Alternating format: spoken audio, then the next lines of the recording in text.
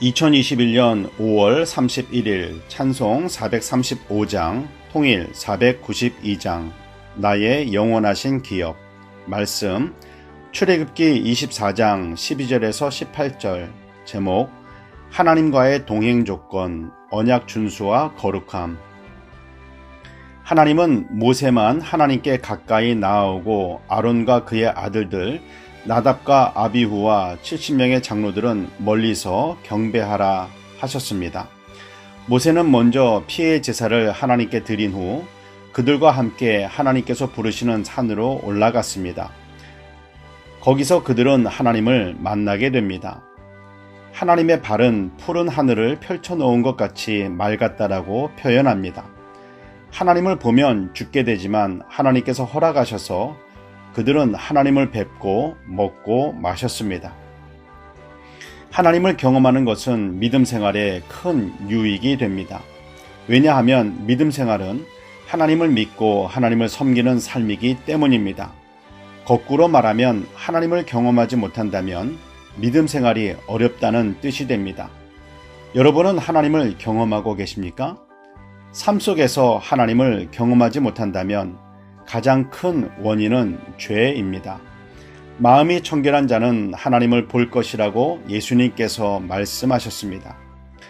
하나님께서는 율법과 계명을 친히 만들어 주시겠다며 모세를 부르셨습니다. 모세는 여호수아와 함께 길을 떠나고 아론과 훌은 백성들과 함께 있게 했습니다. 모세가 산에 올랐을 때 구름이 산을 가렸습니다. 모세가 산에 오르자마자 하나님을 만난 것이 아니라 7째 날에 하나님께서 모세를 부르셨습니다. 믿음 생활에서 뺄 수 없는 것 또 하나는 믿음으로 기다리는 것입니다. 하나님께서 불러서 산에 올라갔는데 6일 동안 모세는 기다려야 했습니다.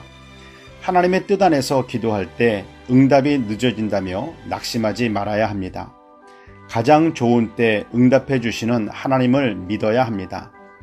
그렇다면 우리는 무엇을 준비해야 할까요? 순종할 준비를 해야 합니다. 순종의 준비가 되지 않으면 하나님께서 응답하셨을 때 머뭇거리고 이것저것 계산하다가 그때를 놓칠 수 있기 때문입니다. 모세는 6일 동안을 기다렸고 7일째 하나님의 부르심에 순종하여 하나님께 나아갔습니다. 그리고 40일 동안 하나님과 함께 있었습니다. 기도하겠습니다. 사랑의 하나님, 삶 가운데서 말씀하시는 하나님의 음성, 감동의 귀를 기울이게 하옵소서.